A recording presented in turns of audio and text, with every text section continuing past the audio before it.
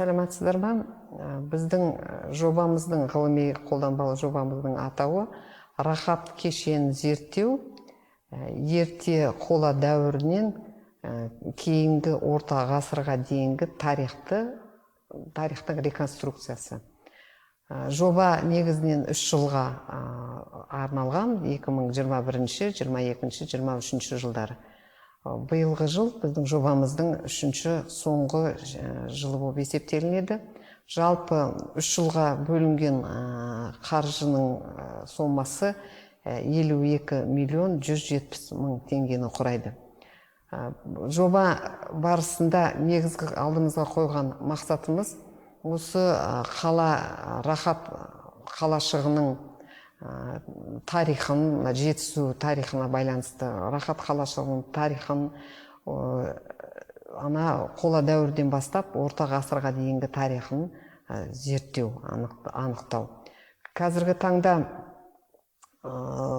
біз рахат қалашығында 6 қорғанға қазба жұмысы жүргізілді, және де 67 жаңа қорған анықталды. Енді сол қорғанның картасын жасау және географиялық орналасу орнын белгілеу алдымызға қойылып отыр мақсаты. Негізгі осы жоба бойынша бізде 2 жылда 12 ғылыми мақала жарық көрді. Биылғы жылы бізде 4 ғылыми мақаланы жазу және монография шығару жоспарланып отыр. Жалпы жоба аясында біз Вильнюстегі радиокарбон лабораториясымен келісім шартқа отырғызылып, 4 индивидке осы ғылыми радиоуглеродтық сараптама және ДНК сараптамалары жүргізілді. Сонымен қатар археология институтының археозоология мамандарымен бірлесе отырып 933 бірлікке, соның ішінде әсіресе керамикалық заттарға және сүйектерге сараптама жұмыстары жүргізілді. Нәтижесінде биыл толыққанды монография шығаруды жоспарлап отырмыз.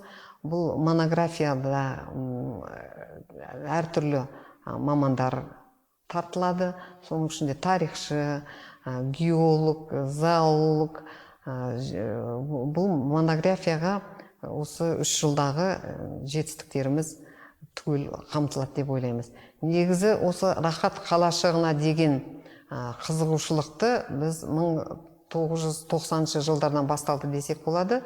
Осы музей ашылған кезде Бекен Нұрмұхаметов атты алтын адамды тапқан археолог ағамыз рахат қалашығын сақтардың, аристократтардың элитасының тұрған ақ ордасы болуы мүмкін, және де алтын адам сол ақ ордадан шығуы мүмкін деген нұсқаулық берген болатын.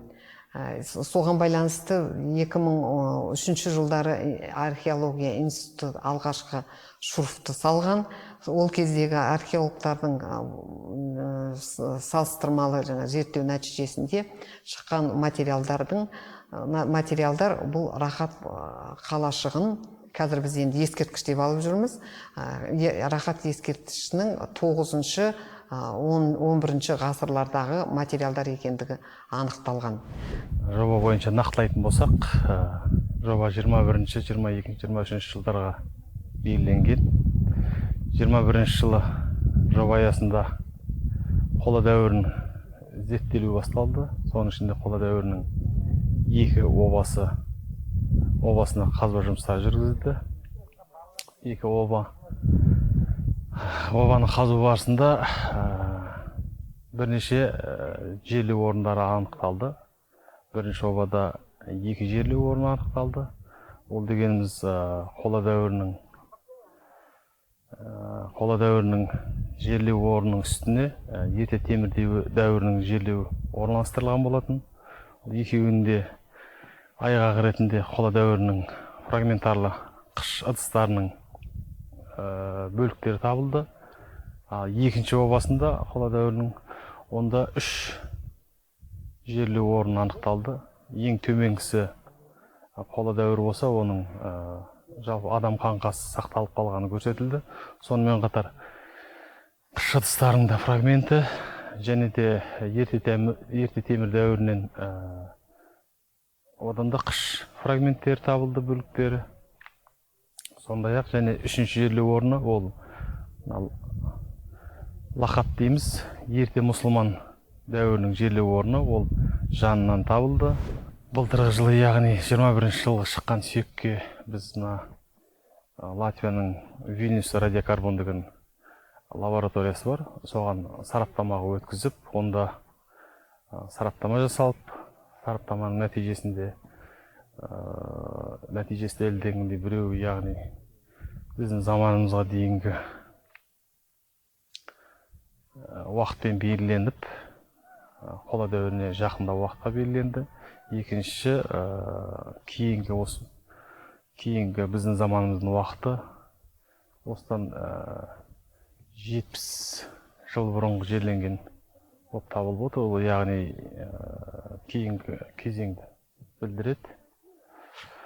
Обалар орнынан табылған болатын ондай ескерткіштердің түрі. Қазір осы кіші, көлемі кіші обалардан да табылып жатыр.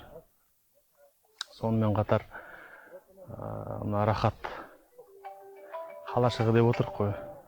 Сол рахат қалашығының жанында да қоныста зерттеу жұмыстары жүргізілді. 2 жыл қатарынан 21-22-де. Онда көптеген сүйектер, сонымен қатар зергерлік балғалар,